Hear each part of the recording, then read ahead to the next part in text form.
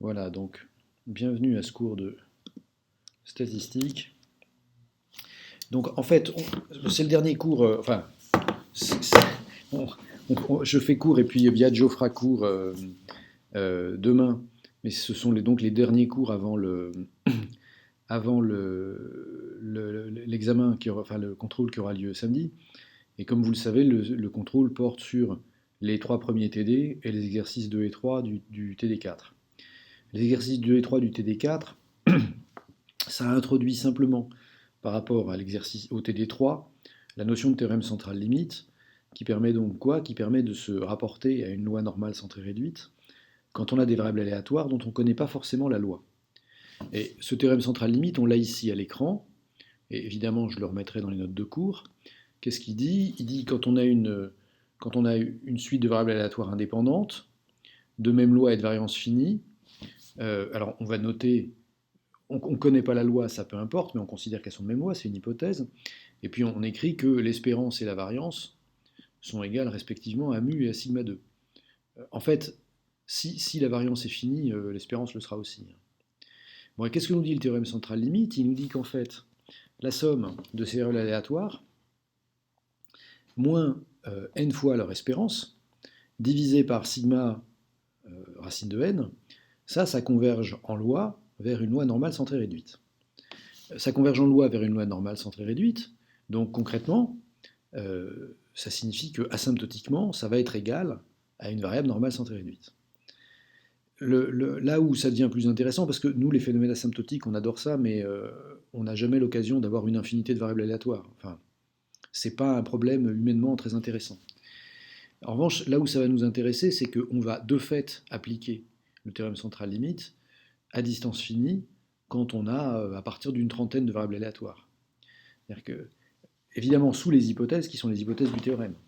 Et c'est ça qui est un peu bizarre, c'est que sous les hypothèses qui sont les hypothèses du théorème, on va se dire, bah, même si on n'a que 30 variables, on va considérer que la somme de ces 30 variables, divisée par 30, par racine de 30 fois l'écart type moins 30 fois l'espérance, eh ben, cette somme de variables aléatoires, donc centrée réduite, c'est équivalent à une variable centrée réduite. Voilà. Alors, je dois vous dire que ça va être très compliqué pour moi de suivre en même temps la fenêtre de chat et de faire court, parce que en fait j'ai un écran qui est petit, et si je mets la fenêtre de chat, je vois plus ce que j'écris.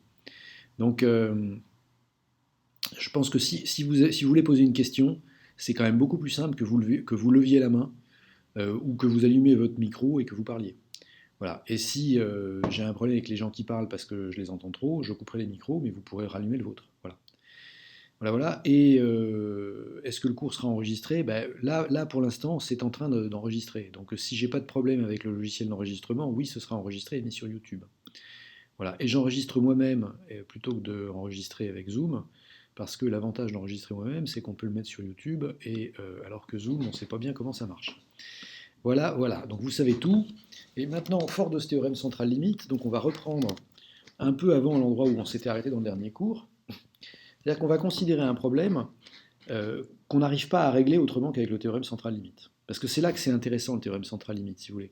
Quand on dit une, quand on a une suite de variables aléatoires, alors on peut considérer que la somme de cette suite centrée réduite, ça converge en loi vers une variable normale.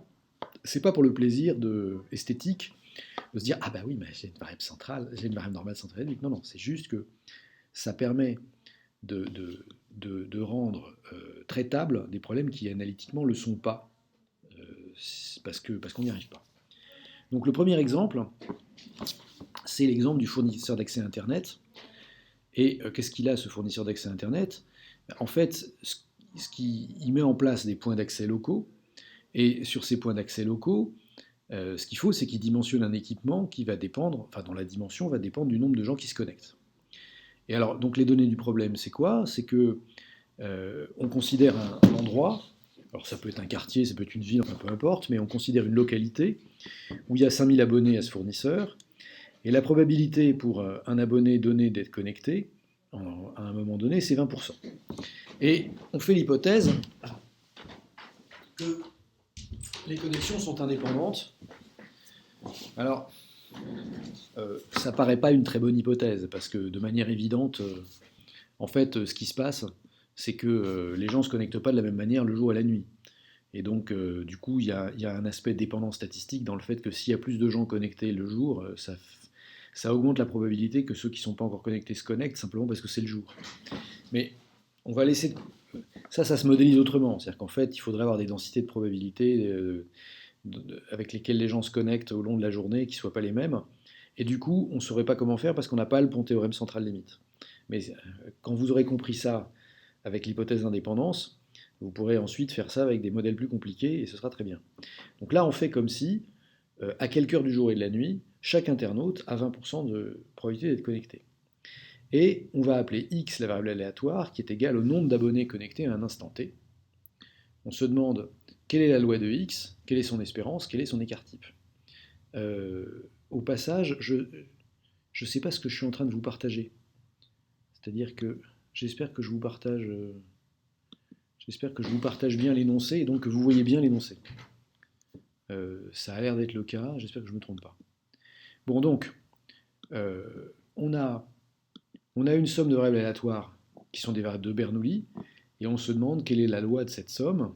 Alors je vais prendre mon machin à gribouiller et changer le partage pour partager mes gribouillis avec vous. D'accord? Donc le machin à gribouiller est là. Et donc on va dire que x, c'est le nombre d'abonnés connectés à un moment donné. Alors attendez, parce que maintenant j'ai encore perdu autre chose. Maintenant j'ai perdu la liste des participants, or j'en ai besoin pour pouvoir inviter les gens quand ils arrivent. Donc on a dit que x, qu'est-ce que c'est? Alors attendez, il faut que j'allume ma tablette.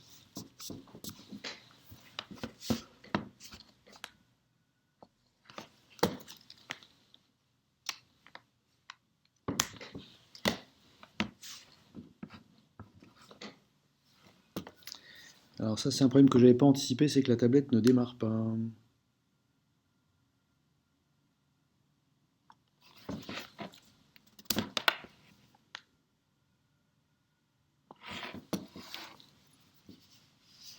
Si, voilà, pardon. La tablette démarre. Bon, donc j'ai x.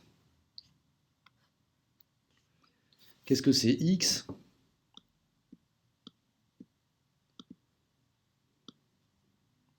Eh bien, x, c'est la somme pour i égale 1 à n de ce qu'on va appeler xi, où xi égale le ième abonné est connecté. Alors ça écrit pas bien, je suis navré, mais j'arrive pas à écrire mieux. Donc xi, c'est une variable de Bernoulli, d'accord, qui vaut donc 1 si l'abonné est connecté, le ième abonné est connecté, et la probabilité, enfin le paramètre de cette variable de Bernoulli, c'est 0,2. D'accord? Donc, avec une probabilité 0,2, xi vaut 1 si le ième abonné est connecté, et avec une probabilité 1 moins 0,2, qui est donc égale à 0,8. Oui, je vous écoute, RCS. Bonjour monsieur. Bonjour. Bonjour. Vous avez écrit quoi pour XI s'il vous plaît? Le ième abonné est connecté. La variable vaut 1 Super. si le ième abonné est connecté, et la variable vaut 0 Merci. si le ième abonné n'est pas connecté.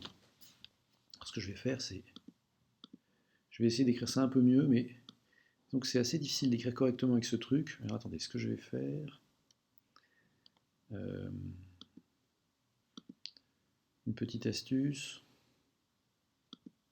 Donc xi, on va dire que c'est le ième abonné est connecté. J'espère que vous voyez mon écran. C'était pas ça sur lequel il fallait appuyer.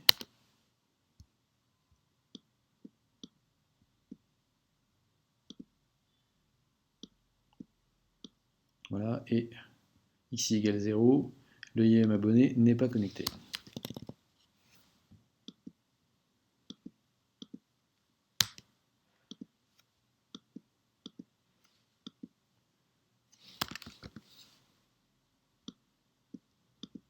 Voilà. Bon, et donc, X, on a dit, c'est la somme de 0 à 5000. J'aurais dû dire 5000, puisqu'en fait, on sait qu'ils sont 5000. C'est la somme de 0 à 5000 des Xi. Bon, et la question, c'est donc, quelle est la loi de X? Et la réponse, c'est que quoi? C'est que, en fait, les Xi suivent des lois de Bernoulli, suivent tous des lois de Bernoulli de paramètre 0,2, et accessoirement, les Xi sont indépendants. D'accord? Donc, quel que soit I, on va plutôt dire qu'ils sont tous mutuellement indépendants. C'est-à-dire qu'ils sont tous indépendants les uns des autres, mais ils sont tous indépendants de n'importe quelle combinaison les uns des autres. Et ça nous ira de dire qu'ils sont indépendants, c'est ça qu'on voudra dire. Donc à partir du moment où tous les Xi suivent une loi de Bernoulli de même paramètre, et à partir du moment où ils sont tous indépendants, ce qu'on peut dire, c'est donc que X, qui est la somme de ces variables indépendantes de Bernoulli de même paramètre, X suit une loi. C'est une somme donc de variables de Bernoulli qui valent toutes soit 0, soit 1.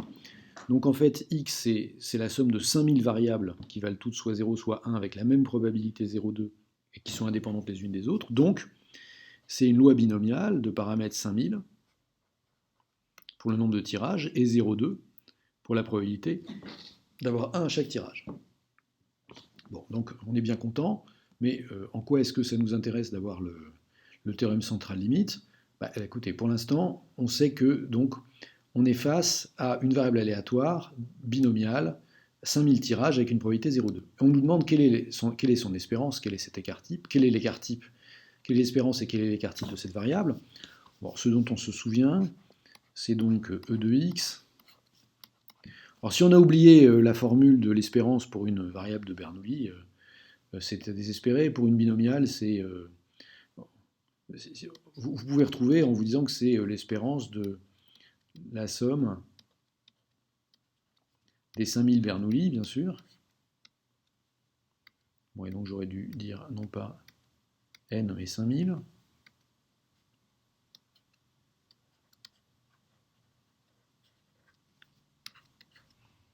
Xi, voilà. Et donc ça, évidemment, c'est la somme des 5000 espérances. Et chacune des espérances vaut P.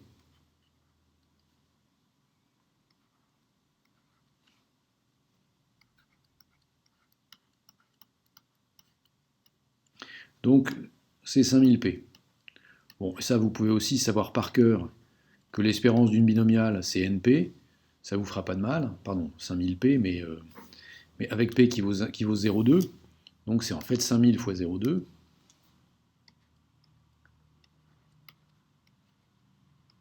Et 5000 fois 0,2, de manière évidente, ça fait 1000. Donc, en moyenne, il y a 1000 personnes connectées. Et naturellement, qu'en moyenne, il y a 1000 personnes connectées, ça ne veut pas dire qu'il y a 1000 personnes connectées à tout moment. D'ailleurs, il n'y a peut-être jamais 1000 personnes qui se connectent. Mais en moyenne, il y a 1000 personnes connectées. Et la variance, on va dire que la variance pour une binomiale, c'est NP1 moins P.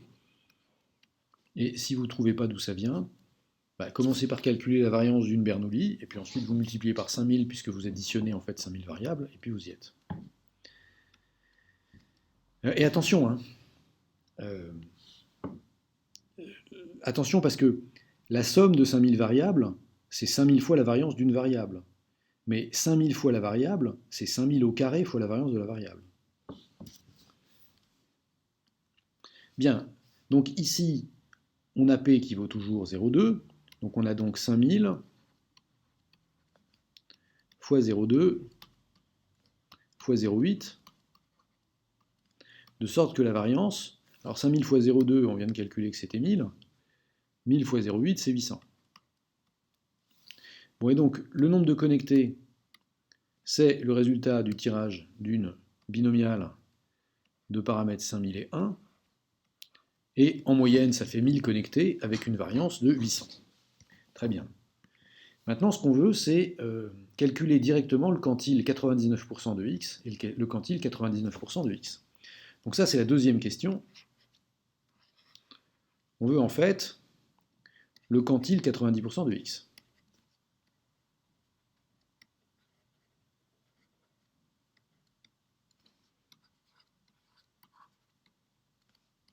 Et qu'est-ce que c'est le quantile 90% de x?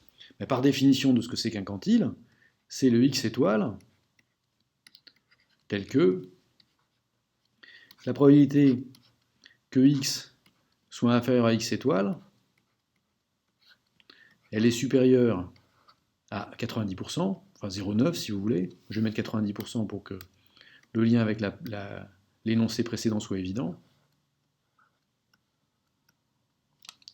Et probabilité de x bar inférieure à x étoile, moins 1, cette probabilité, elle est strictement inférieure à 90%. Pourquoi je précise ça?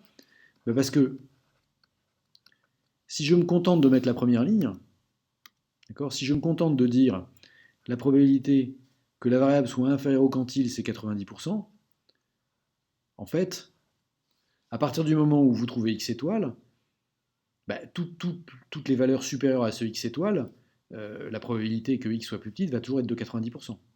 Donc il faut trouver celui qui donne plus de 90%, mais dont la valeur juste avant, c'est moins de 90%. C'est ça le quantile, d'accord? Il faut respecter ces deux conditions. Alors comment est-ce qu'on va trouver ça? En fait, ça ne va pas de soi, parce que concrètement, ce qu'il faut faire, on n'a pas... Ça, là, vous reconnaissez la fonction de répartition. Quand on était en discret, on a dit la fonction de répartition, c'est bien, parce qu'il suffit de l'inverser pour avoir la fonction quantile. Mais le problème, c'est qu'ici, la fonction de répartition, on ne peut pas la calculer directement. Ou plus précisément, si on veut la calculer directement, comment c'est? C'est qu'on va écrire la probabilité que la variable aléatoire soit inférieure à x étoile. Qu'est-ce que c'est? C'est la somme pour i égale 0 à x étoile des probabilités que x soit égal à i.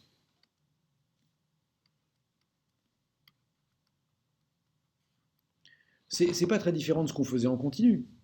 Sauf qu'en continu, cette somme, en continu, on avait une somme intégrale. On avait l'intégrale de moins l'infini à x étoile de la densité. Et là, le problème, c'est qu'il n'y a pas un truc comme une intégrale, donc il faut qu'on fasse une somme de probabilités.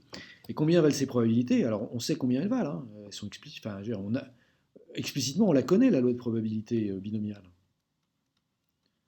On la connaît parce que la probabilité que la variable aléatoire soit égale à i, qu'est-ce que c'est? C'est en fait le nombre de combinaisons de i éléments parmi 5000, multiplié par 0,2 puissance i, donc c'est le nombre de succès, comme on dit en général, enfin là en l'occurrence c'est le nombre de personnes connectées, 0,8 5000 moins i, puisque 5000 c'est la probabilité de ne pas être connecté. D'accord? Donc voilà, donc il faut qu'on additionne en fait ces termes de binôme, et il faut donc qu'on trouve le x étoile qui va satisfaire cette condition. Mais alors, le problème quand même, c'est que d'abord la somme, elle est importante, parce que si on réfléchit 2 minutes, quand même, si on réfléchit 2 minutes, on sait qu'en moyenne, il y a 1000 personnes connectées. Donc si on veut trouver un nombre de personnes connectées tel que il y a 90% de chances que en fait, le nombre de personnes connectées en général soit inférieur à ce nombre x étoiles, va falloir qu'on essaye des valeurs qui sont supérieures. Mais supérieures comment? Si on veut commencer avec x égale 1000, il va falloir qu'on calcule cette somme pour x égale 1000, et puis pour 1001, et puis pour 1002, et puis pour 1003. Bon, on n'a qu'à essayer. On n'a qu'à essayer, mais ça paraît pas complètement évident. Comment est-ce qu'on fait? Il n'y a pas 36 moyens de faire, on ne va pas faire ça à la calculatrice.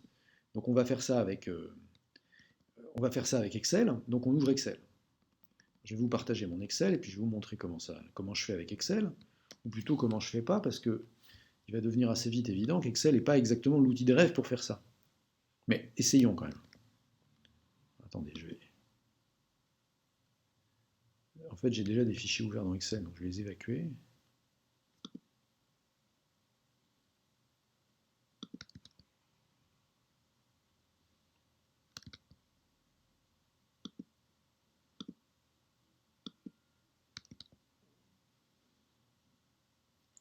Bon, pardon, c'était un peu laborieux, mais je vais essayer de vous partager maintenant une feuille Excel. Dès que Excel daignera me donner une feuille. Voilà. Donc qu'est-ce qu'on va faire là? Ce qu'on va faire, c'est que on va mettre ici i égale, et donc on a dit 0, 1, 2. Et puis le problème, c'est qu'on doit aller jusqu'à 1000 comme ça. Donc ça promet quand même d'être très long. Alors le smart move, quand on doit aller jusqu'à 1000, c'est qu'on va évidemment pas tirer le curseur jusqu'à 1000. Ah si, on est obligé, pardon, puisqu'en fait, comme là c'est pour la numérotation, puis on sait que ça va être plus que 1000, donc... vous voyez ma page Excel, hein?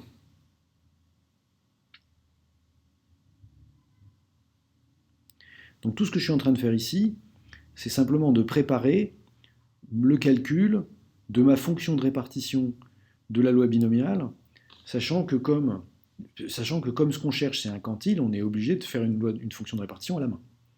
Et puis, on sait donc qu'on cherche un nombre qui est supérieur à 1000, donc je vais aller jusqu'à, je sais pas, en fait, je sais pas combien c'est. Donc je vais prendre 1500 pour voir comment ça marche. Bah, c'est bien, je suis même jusqu'à 1600. Pour le même prix, je vous en mets 1600. Bon, et puis ici, qu'est-ce qu'on va mettre? On va mettre la probabilité que grand X soit égal à I. Et comment est-ce qu'on la calcule, cette probabilité?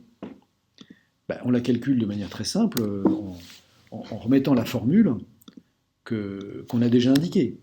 C'est-à-dire le nombre de combinaisons de I éléments, pardon, pas de I éléments. Ici, le nombre de combinaisons de... On met en fait la case qui est juste à gauche, puisque c'est ça qui tient lieu de I, parmi 5000, fois 0,2 puissance I, fois 0,8 puissance... Alors, I c'est B4 en fait. 5000 moins B4. Il y a juste un B4 qui s'est perdu en route.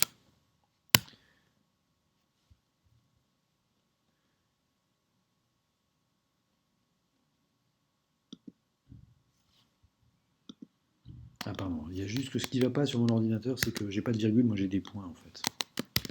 Mais à part ça, on devrait y arriver. Alors là, Excel me dit nombre. Qu'est-ce qui lui plaît pas dans mon nombre? À votre avis? Bon. 0,2 puissance 5000.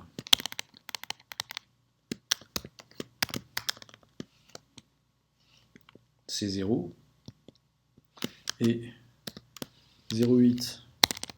Ah mais si 0,2 puissance 5000 c'est 0, ça devrait être 0. Pourquoi est-ce qu'il me met autre chose? Parce que si je lui mets combine, d'où vient le problème? Combine de 0, 5000.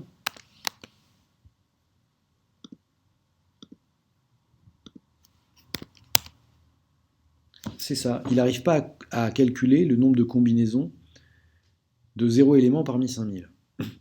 Bon alors c'est pas très grave, parce que le nombre, de toute façon, le nombre de... ce nombre de combinaisons, de fait, il y a une combinaison de 0 éléments parmi 5000, on multiplie ça par un nombre qui est 0 pour Excel, donc on n'a qu'à mettre 0. Et puis on passe à la ligne suivante. En fait, plutôt que de passer à la ligne suivante, j'aurais dû copier-coller cette ligne, ça aurait été plus rapide. Voilà. Ouais, copier cette ligne à la ligne en dessous. Alors le problème, c'est qu'à la ligne en dessous, ça ne marche toujours pas. C'est-à-dire qu'à la ligne en dessous, il n'arrive toujours pas à me calculer le nombre. Pourquoi est-ce qu'il n'arrive pas à me calculer le nombre? Parce qu'en fait, quand il veut calculer une combinaison, Excel, je peux vous le dire, quand Excel veut calculer une combinaison, ce qu'il fait, c'est que, vous savez, pardon, quand on note des combinaisons de i éléments parmi 5000, de quoi est-ce qu'on parle? En fait, on a 5000 factoriel sur i factoriel 5000 moins i factoriel. Si. Oui? Excusez-moi. Oui? Là, on voit pas votre écran. Ah pardon, excusez-moi, vous avez raison, merci. Merci de me dire. Donc, je reviens à ça pour vous dire. En fait, quand on écrit le nombre de combinaisons de i éléments parmi 5000, ça c'est factoriel 5000. Au numérateur, donc il y a le nombre d'éléments. Et au dénominateur, il y a le nombre d'éléments dans la combinaison, fois le nombre d'éléments, moins le nombre d'éléments qu'on prend pour la combinaison. Et en fait, Excel, bon, ça pourrait se simplifier. Parce que ça, en fait, concrètement, qu'est-ce que c'est? Quand on prend 0, c'est factoriel 5000 divisé par factoriel 5000. Donc ça nous donne 1. Inversé au niveau des combinaisons sur Excel. Donc ce que vous proposez, Rita, par exemple, ce serait qu'au lieu de faire factoriel 5000 sur factoriel 5000, on fasse... en fait, on ne peut pas vraiment inverser parce que, de toute façon, oui, on pourrait faire factoriel 5000 5000, mais il va avoir le même problème algorithmique où il ne va pas y arriver. Et la raison pour laquelle il n'y arrive pas, c'est qu'au lieu de chercher une simplification de ça, il calcule factoriel 5000, et factoriel 5000, il n'y arrive pas. Et donc, en fait, Excel ne peut pas calculer. Du coup, on ne peut pas calculer de solution comme ça. Alors, on ne peut pas calculer de solution comme ça, mais est-ce qu'on ne pourrait pas demander à Excel s'il n'a pas... oui, bien sûr qu'on veut utiliser le TCL, ça va de soi. Ne vous inquiétez pas, c'est bien pour ça que l'exercice existe. Mais avant d'utiliser le TCL, on va se demander si on a d'autres cours. Bon, manifestement, on n'a pas le calcul direct avec Excel. On n'a pas le calcul direct avec Excel, mais quand même, dans Excel, il y a un truc qui s'appelle... regardez, il y a un truc qui s'appelle loi binomiale. On va voir si ça marche. Ici, si je fais loi binomiale inverse. Qu'est-ce que c'est loi binomiale inverse? Tirage, probabilité de succès, alpha. Ah, ça c'est intéressant. 5000, c'est le nombre de tirages. 0,2, c'est la probabilité de succès. Et alpha, on a dit que c'était 0,9. Donc qu'est-ce que me répond Excel? Il me répond 1036. Il me dit donc, il y a 90% de chance, si on tire une loi binomiale avec les paramètres 5000 et 0,2, il y a 90% de chances que le résultat soit inférieur à 1036. Mais question, comment est-ce que fait Excel, puisqu'il n'arrive pas à calculer les valeurs de la loi binomiale? Donc il arrive à calculer la proba. Je vais vous repartager mon écran là, mes gribouillis. Donc Excel arrive à calculer cette proba là, la proba que x soit inférieur à 1036, ça il arrive à la calculer, mais il n'arrive pas à calculer la probabilité que x soit égal à 0 par exemple. On pourrait se demander même d'ailleurs s'il arrive à calculer la probabilité que ce soit égal à 1036. C'est une provocation. Mais concrètement, est-ce que Excel est capable de calculer la probabilité que x soit égal à 1036? Réponse, on va voir ce qu'il en est. C'est pas compliqué, il suffit qu'on mette 1036 ici. Et qu'est-ce qu'on trouve? On trouve que la réponse est non. Excel, à quel moment on a parlé d'alpha? Alpha, c'est le niveau de confiance. C'est du jargon de statisticien. Le alpha, c'est le 90%. Voilà. Donc, c'est Excel qui me demandait un alpha. Moi, j'ai considéré que mon alpha, c'était le niveau de confiance que je voulais, c'est-à-dire 90%. Mais on ne vous demande pas de causer naturellement Excel. En revanche, ce qu'on vous demande de constater, c'est que Excel réussit à calculer la proba qu'une variable aléatoire soit inférieure à un certain nombre, alors qu'il n'arrive pas à calculer la proba que la variable aléatoire soit égale à ce nombre, ou égale à un nombre inférieur en particulier. Ce seraient des variables continues. Bon, bah, on saurait que cette proba vaut 0. Mais là, ce n'est pas des variables continues. Donc de fait, il y a quand même un truc bizarre, c'est comment est-ce que Excel fait pour calculer la proba que x que la variable aléatoire soit inférieure à 1036 par exemple, alors qu'il n'arrive pas à calculer la proba que la variable aléatoire soit égale à 1036. Et la réponse, c'est que Excel utilise le théorème central limite. Et donc on va faire pareil. On va utiliser le théorème central limite aussi, puisque on n'arrive pas à calculer le quantile 99% de x ou le quantile 99,9% de x, sauf à demander à Excel de le faire, et Excel le fait en utilisant le théorème central limite. Et alors en plus, je me suis trompé, figurez-vous, parce que je me souvenais plus de la question. La question c'était c'était le quantile 99 et j'ai pris le quantile 90. Hein, il me semble, voilà, c'est ça. Donc je devrais prendre le quantile 99 et là c'est 1066. Puis tant qu'à faire, je vais aussi prendre le quantile 99,9. Voilà, et puis si vous voulez, on peut prendre le quantile 99,99.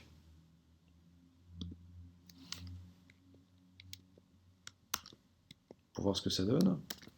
Pour voir si ça augmente encore de 22.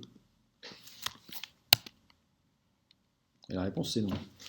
Donc le quantile 99,99, c'est 1106. Donc concrètement, qu'est-ce que ça veut dire? Ça veut dire qu'il y a 99% de chance d'avoir 1066 personnes connectées au plus, 99,9% de chance d'avoir 1088 personnes connectées au plus, et 99,99% de chance d'avoir 1106 personnes connectées au plus. D'où vient ce calcul? Bah, on ne sait pas, mais puisqu'on ne sait pas comment Excel le fait, il y a un mystère dans la manière dont Excel fait le calcul, puisqu'il nous donne un résultat, mais il n'arrive pas à calculer le détail du résultat. Alors, on va quand même noter le résultat du calcul d'Excel. Pardon, pour ça il faut que je retrouve mon open board qui n'apparaît pas dans les choix de partage. Voilà. Donc Excel nous donne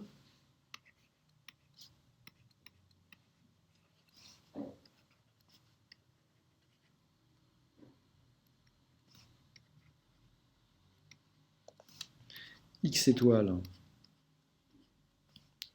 on a dit c'est 1066, et x étoile étoile, on va l'appeler comme ça. Qu'est-ce que c'est x étoile étoile? Ben c'est la quantité, enfin c'est le nombre qui est tel que la proba que la variable aléatoire soit inférieure à x étoile étoile, inférieure au sens large, c'est 0,999. Et dans ce cas-là, x étoile étoile, on a dit que c'était 1088.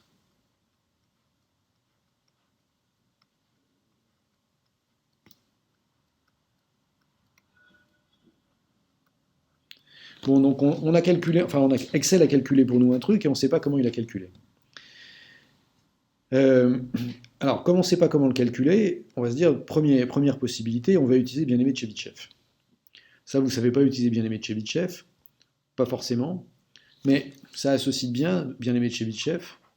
Quand on recherche les hypothèses de bien-aimé de Chebyshev, les hypothèses de bien-aimé de Chebyshev, elles sont quand même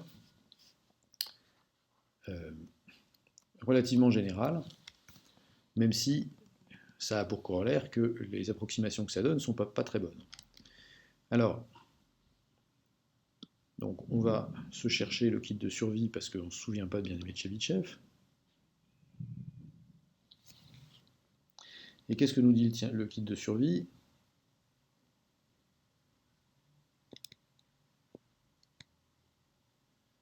Je cherche bien-aimé de Chebyshev dans le kit de survie. Ceci dit, je pourrais vous le partager, ce serait aussi bien.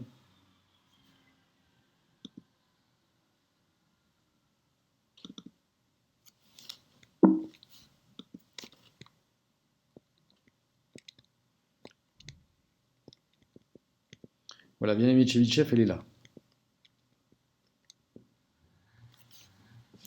Soit x une variable aléatoire presque sûrement positive ou nulle, dont l'espérance est finie, et soit a un réel strictement positif, Alors la probabilité que x soit supérieur à a est inférieure à l'espérance de x divisé par... Non, bon, ça c'était Markov. Pardon.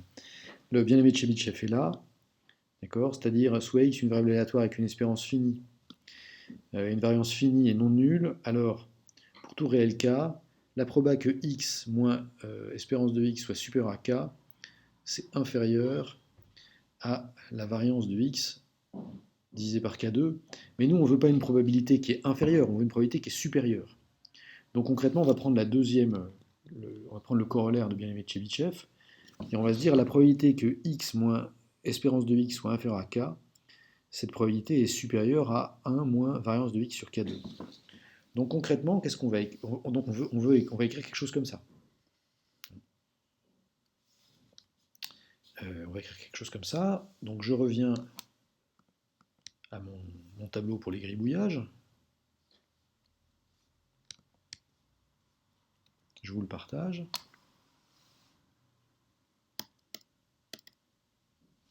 Donc bien aimé Chebyshev, on a dit... Ah oui, oui, je vous écoute. Monsieur. Oui. Ouais, merci.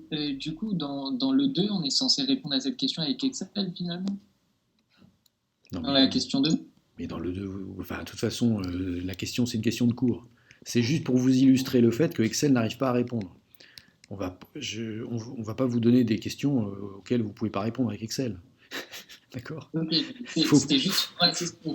faut pas le... C'était ça que je voulais dire, c'est que ça illustre que finalement on ne peut pas répondre avec Excel à cette question, c'est Bah ça? oui, oui. Enfin, en tout cas, paradoxalement, Excel vous donne une réponse, mais il vous explique pas comment il calcule la réponse. Ok. C'est quand même un peu étrange. C'est quand même un peu suspect. Non? Oui, oui. Ok, merci. Je vous en prie. Alors, non, c'est pour ça qu'on n'est pas dans une perspective résolution d'exercice, on est quand même là, on est dans une perspective courte, c'est-à-dire essayer de comprendre ce qu'on fait. Bon, et donc, bien aimé de Chebyshev, ça nous dit probabilité que la distance entre la variable et son espérance soit inférieure à k. Cette probabilité, elle est supérieure à 1 moins, 1 moins quoi? 1 moins variance de x sur k au carré.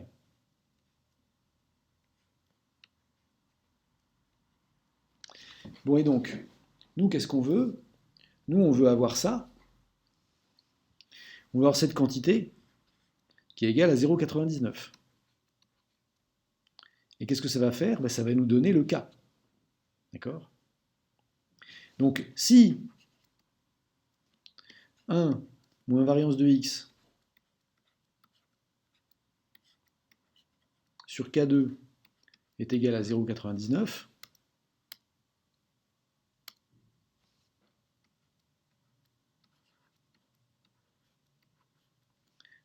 alors quoi? Ben, alors en fait, moi je veux utiliser cette équation pour déterminer k, d'accord?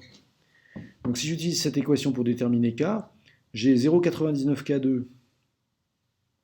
Non, pardon, je ne vais pas m'y prendre comme ça. J'ai en fait v de x sur k2 est égal à 1 moins 0,99. Et 1 moins 0,99, c'est 0,01.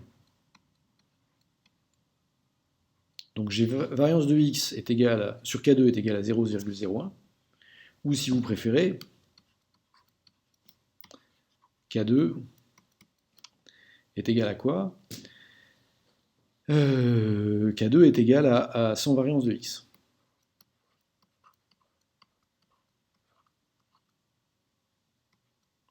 Qu'est-ce que vaut variance de x? Ben, on a dit variance de x, c'est égal à 800. Donc K2 qui vaut 100 fois 800, ça vaut 80 000. Je pense plus vite que je n'écris, hein, mais c'est pas faute de faire des efforts des délirants avec cette machine. Donc 100 fois 800, c'est 80 000.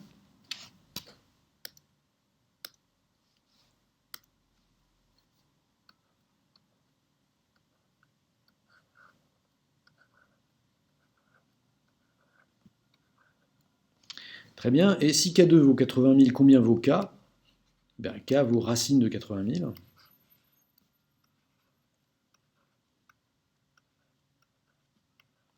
Et combien c'est racine de 80 000? À vue de nez, je ne sais pas, mais je pense qu'Excel va m'aider une nouvelle fois. Et donc je fais 80 000 puissance 0,5. C'est pas la peine que je vous montre la fenêtre Excel, je considère que vous me croyez. Je trouve 282,84.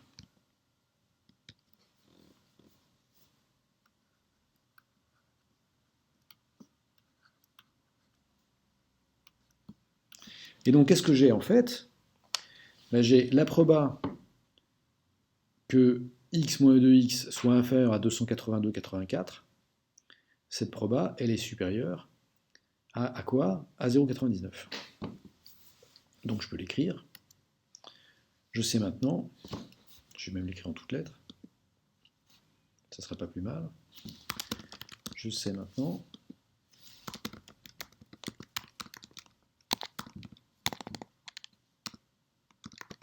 que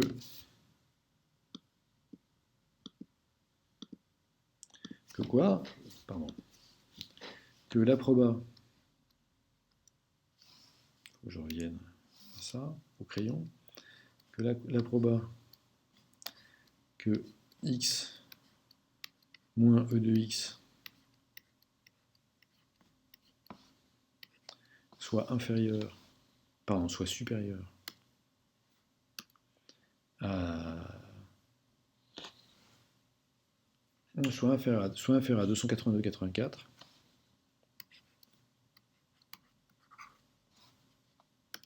Tout va bien.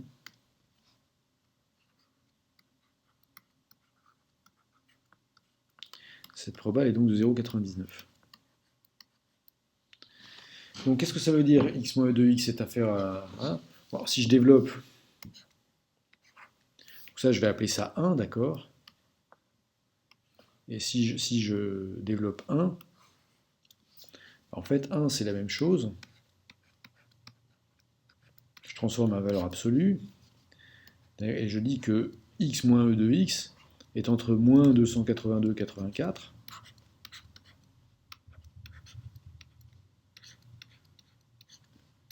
et 282,84.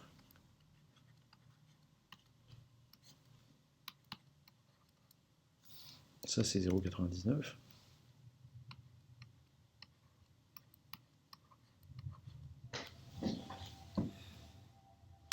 Et donc quoi? Bah, et donc, de fait, si je fais passer e de x de l'autre côté, j'ai la proba que x soit entre e de x moins 282,84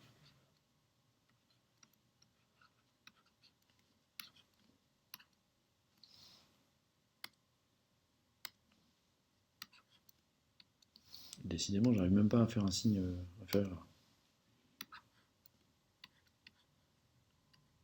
Et puis c'est pas e de x, c'est x que moi je garde x.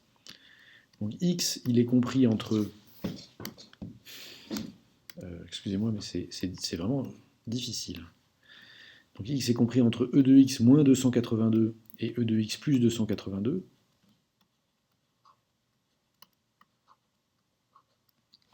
Et donc cette probabilité, on l'a choisie pour être égale à 0,99.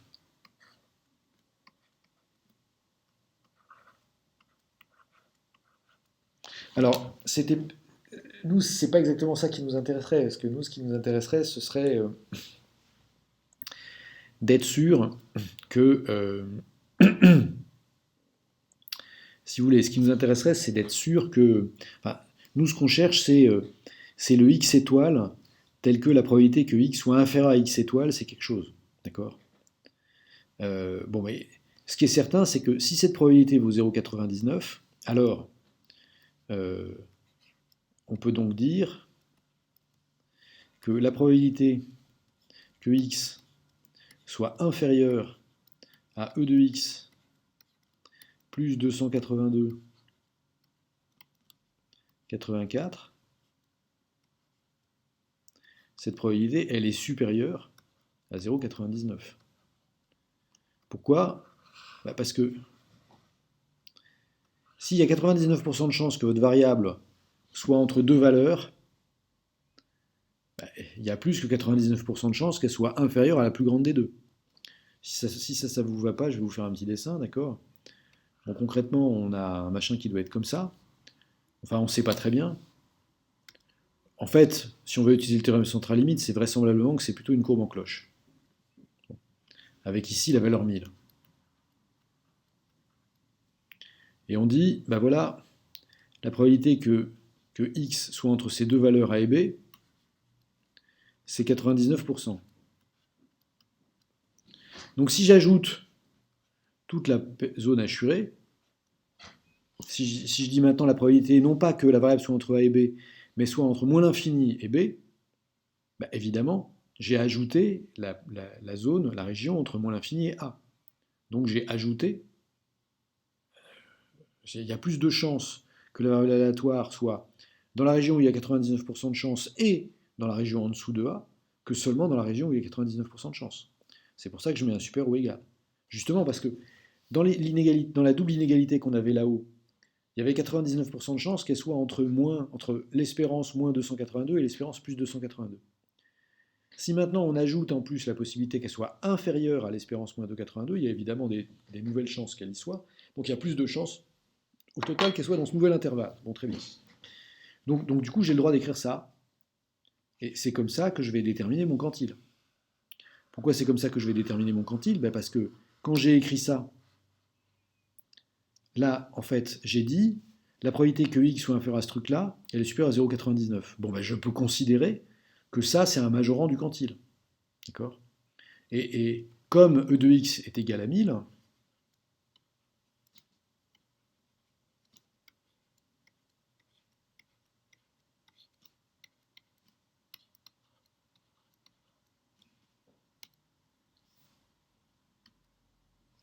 comme e de x est égal à 1000, je remplace e de x par 1000 dans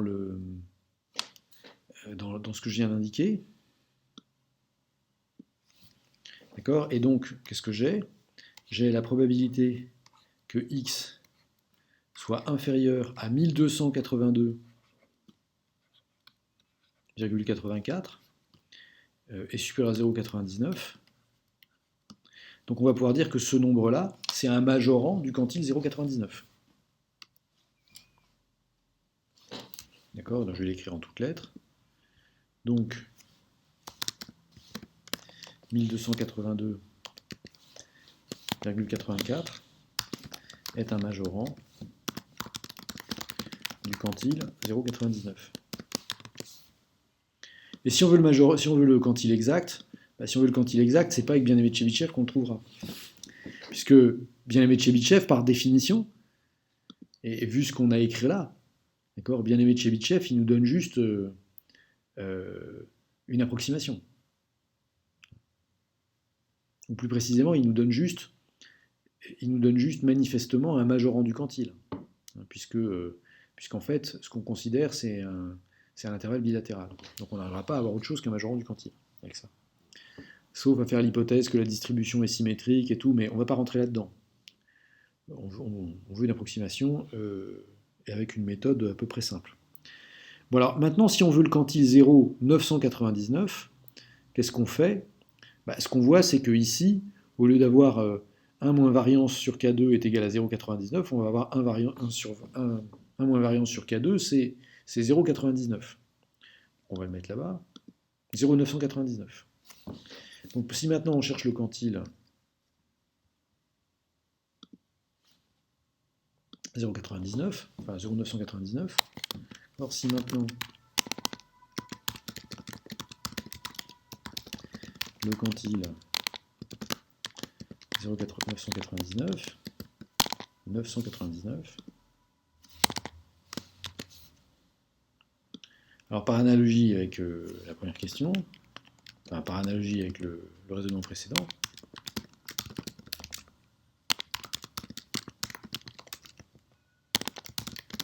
on peut écrire,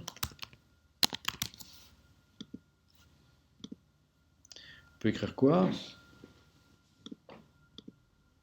Je veux pas de texte en fait.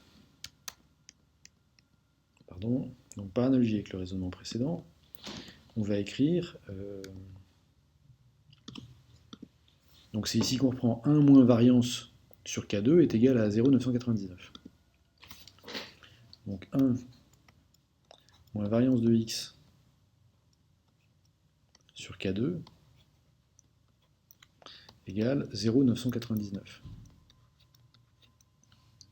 Ça implique quoi? Bah, ça implique que variance de x sur K2, c'est 0,001. Et donc, 1000 K2 égale variance de x. Non, pardon. K2 égale 1000 variance de x.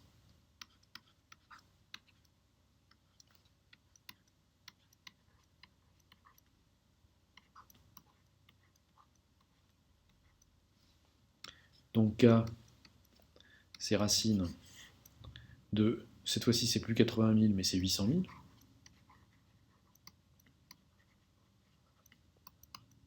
Racine de 800 000, c'est combien? Comment vous ne connaissez pas les racines de 800 000 par cœur? Vous ne connaissez pas la table des 800 000? Donc racine de 800 000, c'est 894, 43.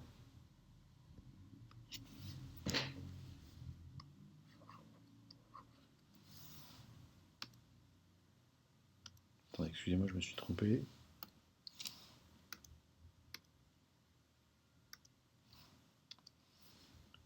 Donc 894,43.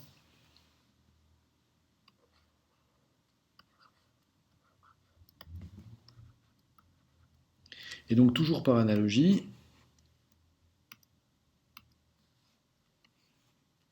ce que je vais pouvoir faire, je vais pouvoir faire comme j'ai fait là, en fait. Écrire que la probabilité que x soit inférieur à l'espérance de x plus la racine de 800 000, c'est supérieur à 0,999. Donc la proba que x moins... Pardon, c'est même plus une valeur absolue. On va directement à l'analogie qui nous intéresse. Donc que x soit supérieur à e de x plus 844. C'est 844? Non, c'est 894. Oh, c'est mal écrit. Hein. 43. Donc là, c'est un 9.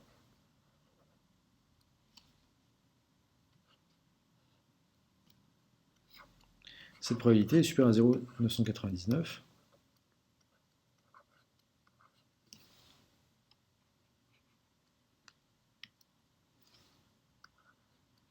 Et donc, en fait, cette quantité-là, qui vaut 1894,43, puisque l'espérance vaut 1000,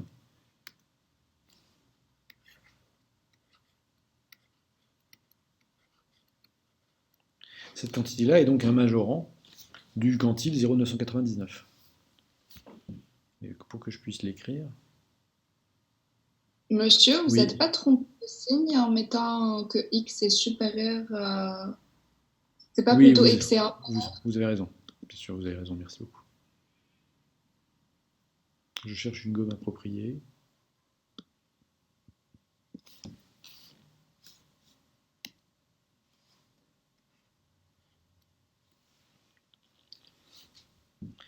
Et donc, 1894,43 est un majorant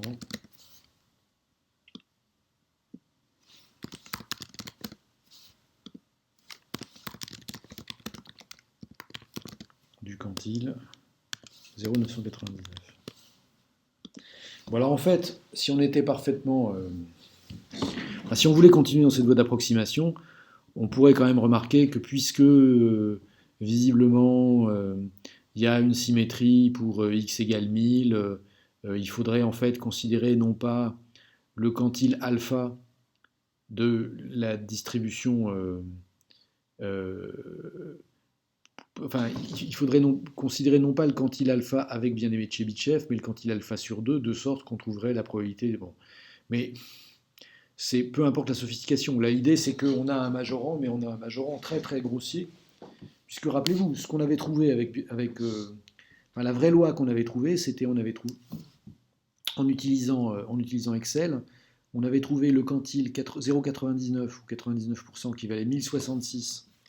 Là, avec bien-aimé de Chebyshev, on trouve 1282. Et puis on avait un quantile de 99,9% qui valait 1088. Et là, on trouve 1894,43. Donc on trouve des valeurs très largement en excès. Et la question, c'est qu'est-ce qu'on fait?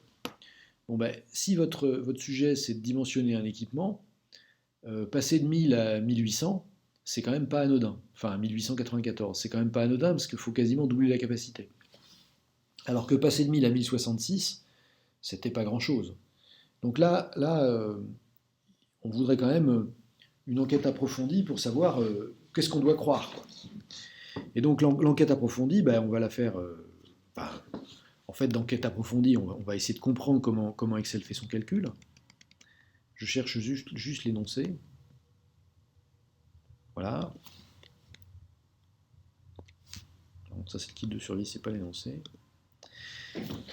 Et donc, ce qu'on va faire, c'est qu'on va écrire la variable y, qui est donc en fait la variable x centrée et réduite, et on va justifier qu'on peut approcher cette variable y par une loi normale. D'accord? Donc, l'énoncé tel qu'il nous propose de considérer une variable y. Ça, c'est la question 4. Pardon.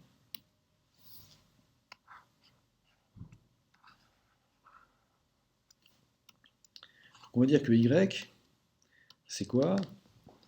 C'est x moins 1000 sur racine de 800. Bon, et qu'est-ce qu'on sait?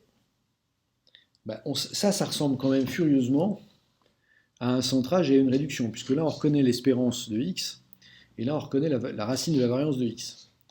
Donc, c'est comme si on avait centré réduit. Donc, justement, ce qu'on sait, c'est que quoi? C'est que on a des variables aléatoires indépendantes et de même loi. Qu'est-ce que c'est ces variables aléatoires indépendantes et de même loi? Ce sont les xi.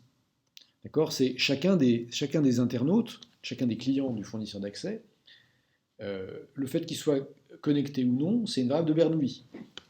Et donc, les xi, elles sont indépendantes. C'était une hypothèse qu'on avait faite, même si on sait qu'elle n'est pas réaliste. Dans le cadre de l'exercice, on l'admet.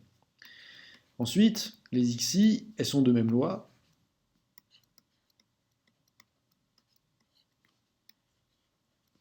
Puisqu'elles sont toutes de loi binomiale. Pardon, elles sont toutes de loi de Bernoulli de paramètre P, mais c'est la même chose, enfin P égale 0,2, c'est évidemment la même chose qu'une loi binomiale de paramètres 1 et 2. 1 et 0,2, pardon. Bon, et puis ensuite, on sait que, quel que soit I, qu'est-ce qu'on a quel que soit I? L'espérance de xi est finie.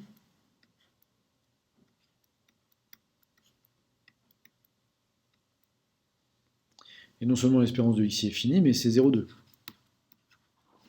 Et toujours quel que soit ici, la variance de cette même variable xi, c'est quoi? C'est une fois le nombre de tirages, si c'était une binomiale, ou directement P1 moins P, donc 0,2 fois 0,8, donc 0,16.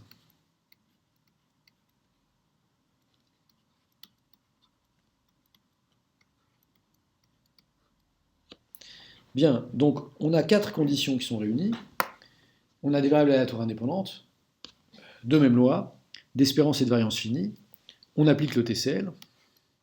Et qu'est-ce que nous dit le théorème central limite? Le théorème central limite, il nous dit tout simplement, une variable qu'on va appeler, alors attendez, en fait on peut écrire y, on va plutôt dire,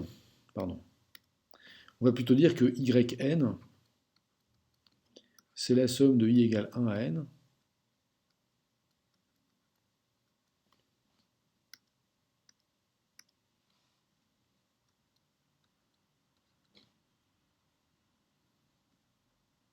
de quoi?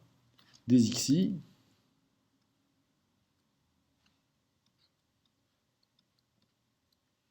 moins n mu. Alors ici, c'est pas n mu, c'est, on va dire, n espérance de xi, donc c'est np.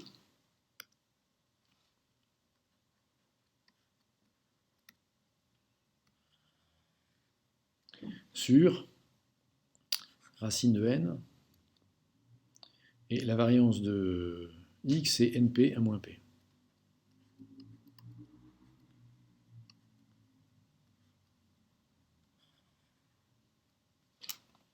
Sauf que j'ai mis 2 fois n du coup.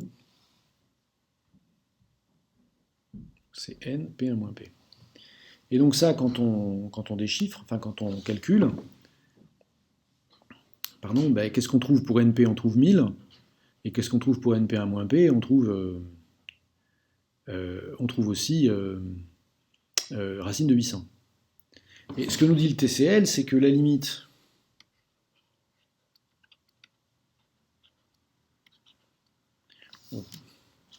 quand n tend vers plus l'infini de yn, c'est quoi? Bah c'est z qui suit une loi normale centrée réduite.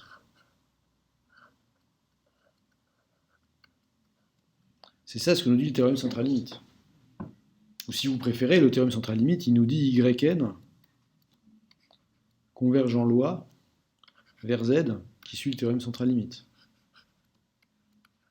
Et converge en loi, c'est la même chose que de dire que la limite c'est z. Bon, et quoi? Eh ben, ça on est bien arrangé, mais nous on n'a pas n qui tend vers l'infini, on a n égale 5000. Mais c'est là que se fait le gros tour de passe-passe des stats, c'est qu'on va dire, ok, on a un truc qui est vrai à l'infini, ben on va considérer qu'il est vrai quand n égale 5000. Et donc pour n égale 5000, on va pouvoir dire, désormais, on considère que quoi? Ben, on considère que, en fait, y, on va l'appeler comme ça, d'accord? Moins 1000, c'est quoi? On a dit que, pardon, c'est pas y, c'est x, excusez-moi. Je sais pas pourquoi je suis passé à une autre écriture. X moins e de x sur racine de v de x.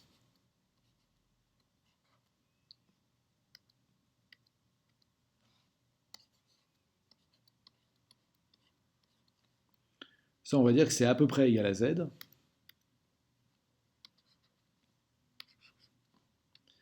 Qui suit une loi normale centrée réduite. Quand je dis à peu près, voilà.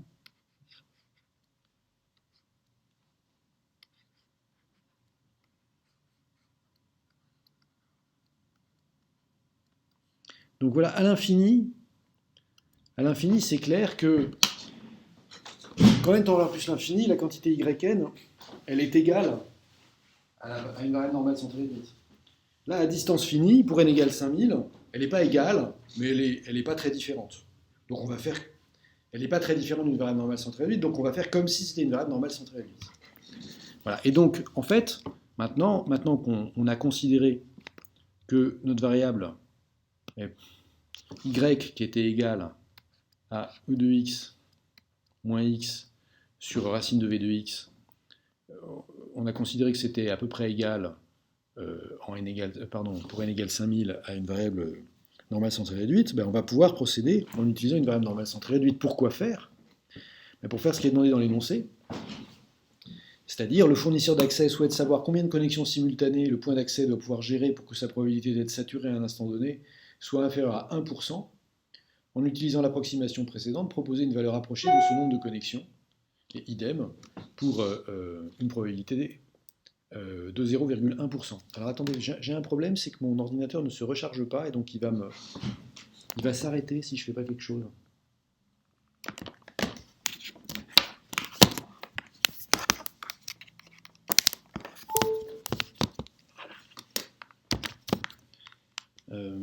Excusez-moi.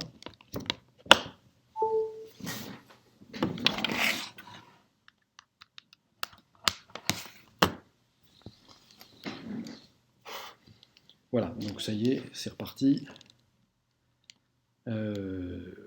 Voilà. Donc, on va utiliser donc l'approximation qu'on vient de se donner pour savoir quoi? Bah, pour trouver effectivement le quantile qui nous intéresse, puisqu'on dit euh, on doit pouvoir gérer combien de connexions simultanées le point d'accès doit pouvoir gérer pour que sa probabilité d'être saturé à un instant donné soit inférieure à 1%. Bah, concrètement, c'est quoi? C'est on veut la proba de x étant le nombre de connexions, inférieur à x étoiles. On veut que cette proba... Alors, non, j'ai été inexact, parce qu'en fait, ce qu'on cherche, c'est le complémentaire.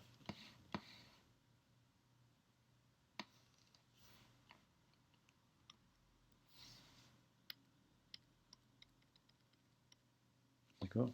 En fait, on cherche x étoiles,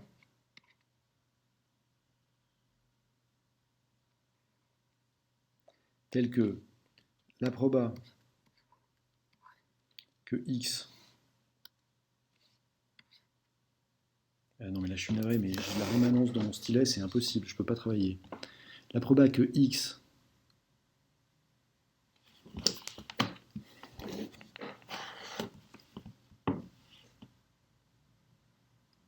donc la proba que x soit supérieur à x étoiles,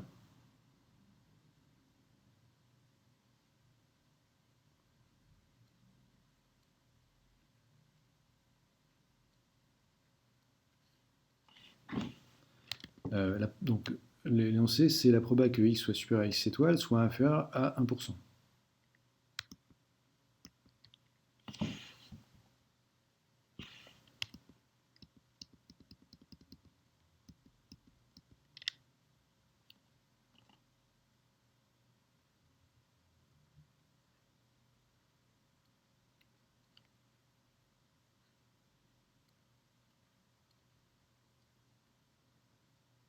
Bon, donc ça évidemment c'est la même chose. J'ai un vrai problème, c'est que mon stylet marche plus là. Donc ça c'est la même chose que de dire que la proba de l'événement complémentaire, d'accord, c'est la proba que x soit inférieur à x étoiles, puisqu'il y a moins de 1% que vous soyez au-dessus, il y a plus de 99% que vous soyez au-dessous. Si vous voulez, plus que 1 moins 1%.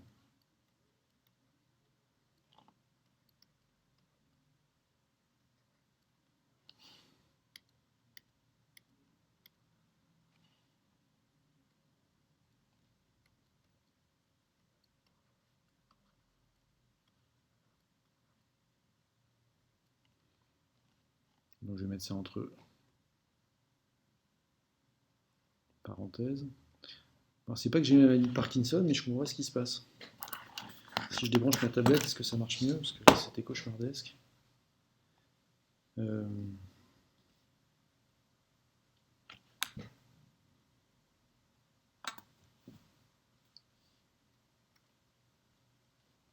Bon, donc là, ce qu'on a reconnu, ça, c'est une définition du quantile. D'accord? On est revenu à la définition du quantile. Donc on cherche effectivement le quantile 99%. D'accord? Et j'ai oublié de préciser que là, on avait attaqué donc la question 5.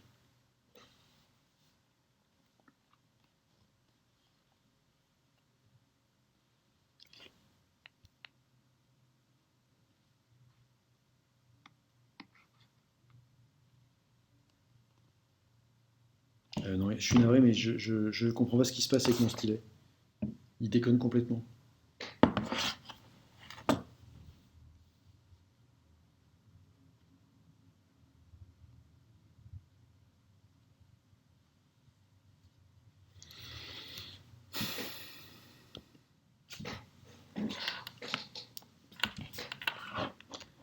Excusez-moi, là je suis face à un problème matériel que je ne sais comment résoudre.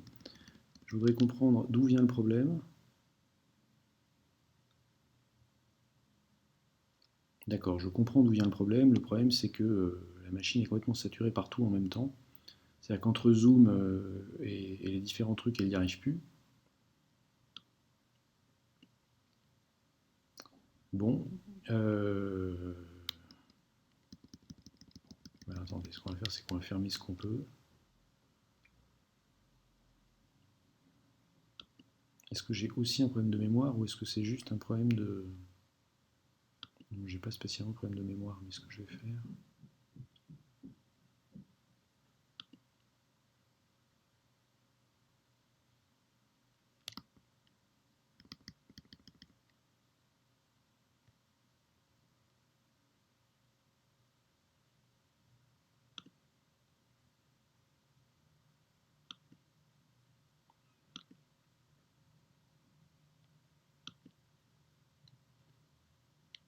Attendez, j'essaie de libérer de la mémoire parce que la machine pédale dans la semoule, c'est désespérant.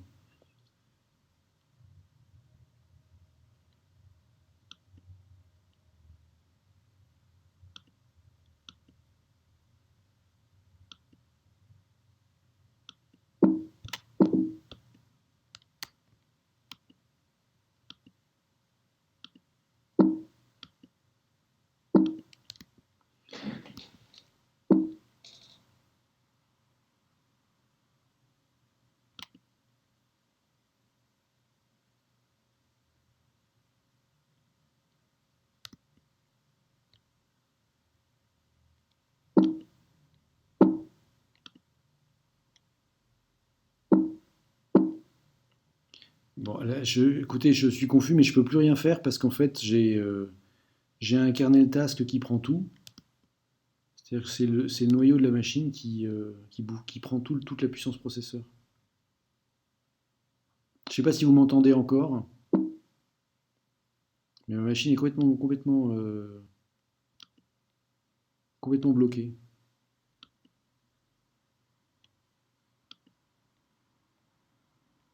Ouais, ça bug grave, hein, mais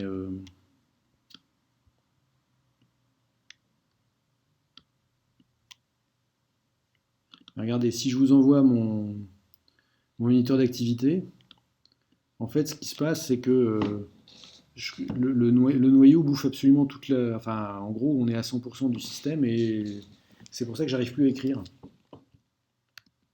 Bon, alors ça fait pas votre affaire et ça fait pas la mienne non plus.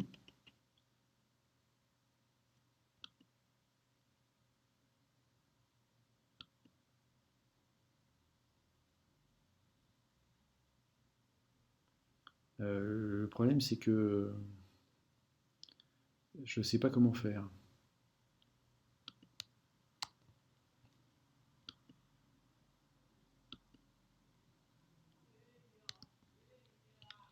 Attendez, est-ce que ça revient?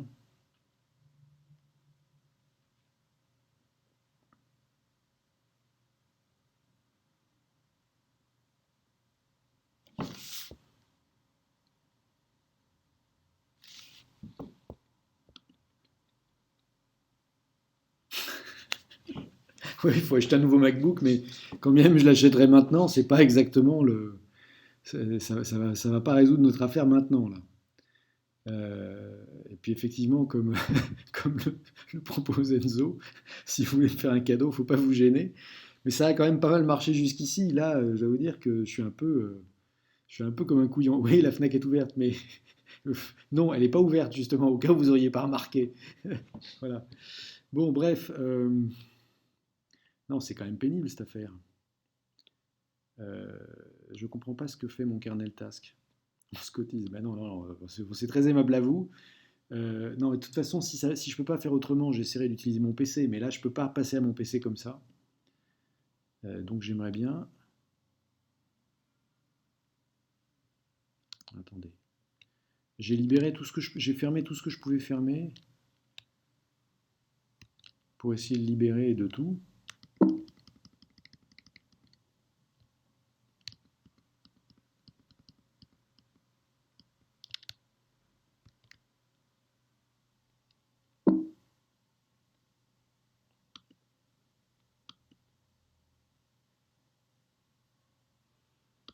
Le problème, c'est que j'ai toujours le noyau qui prend 223% de la puissance processeur, quel que soit X. Bon.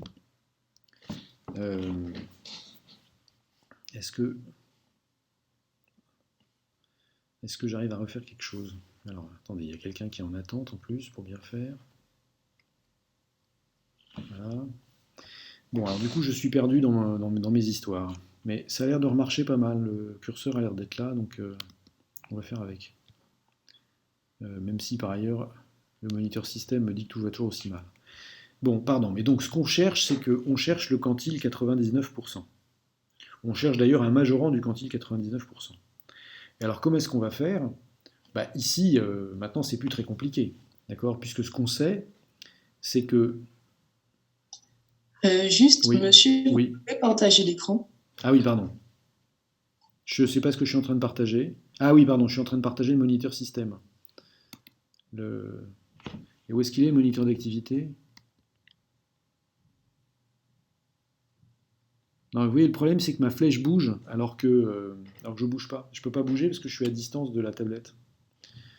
Bon, enfin bref. Donc écoutez, je vais quand même essayer. Là, j'ai encore pas de curseur.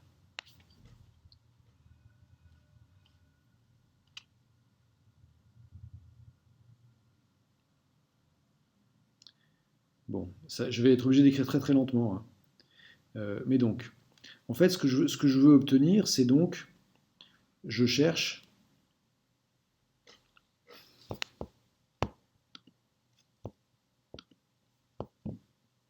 Bon, je vais l'écrire en toutes lettres parce qu'au moins ça marchera mieux. Je cherche x étoile tel que quoi? Bah, tel que on a en fait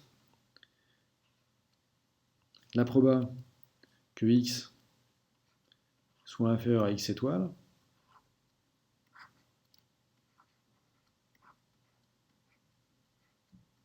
Ah, c'est revenu ou quoi?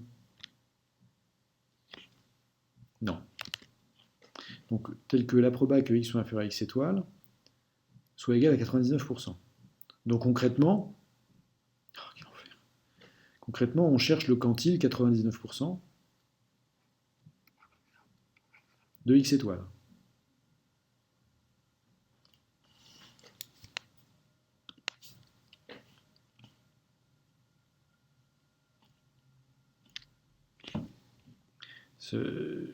Mon curseur divague, hein, mais je suis obligé d'attendre qu'il se stabilise et c'est très long. Donc, ça c'est le quantile 99% de x étoile. Donc je vais dire c'est le quantile de grand X, bien sûr. La question c'est comment est-ce qu'on va le trouver?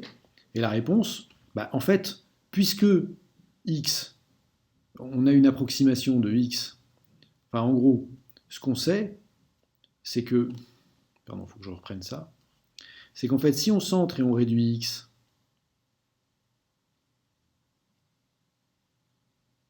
et que mon stylet à 2 de tense veut bien arriver,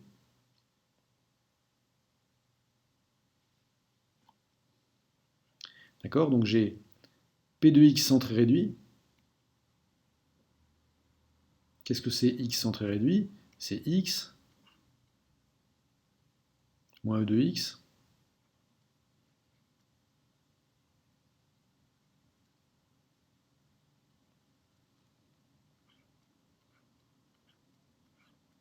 sur racine de variance de x.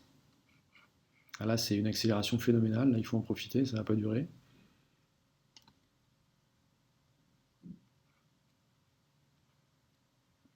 Sur racine de variance de x, bah, puisque je transforme ce côté de l'inégalité, je dois aussi transformer l'autre côté de l'inégalité. D'accord? Je dois aussi transformer l'autre côté de l'inégalité. Donc ça doit être inférieur à quoi? À x étoile moins l'espérance de x sur racine de la variance de x. Donc x étoile moins l'espérance de x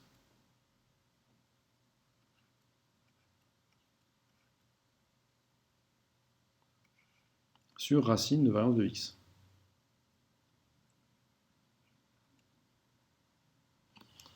Au secours.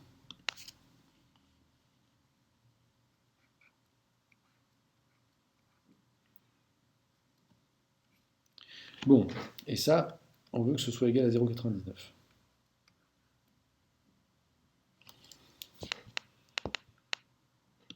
C'est vraiment un supplice. Hein. Pour vous, je pense que ça ne doit pas être marrant non plus.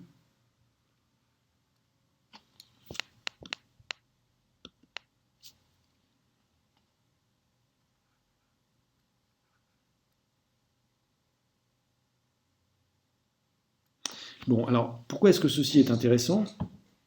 Parce que ça, vous reconnaissez, on va le remplacer par Z, qui suit une normale centrée réduite.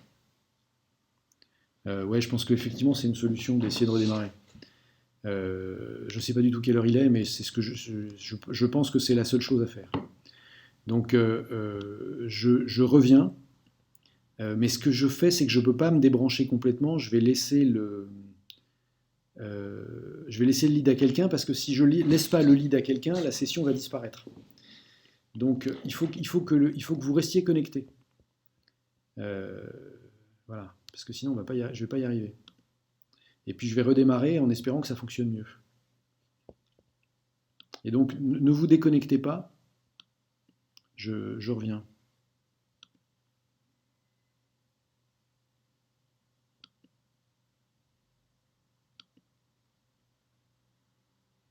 Donc, Alex P, c'est vous qui êtes... c'est vous qui serez l'hôte. Il faut absolument que vous restiez connecté.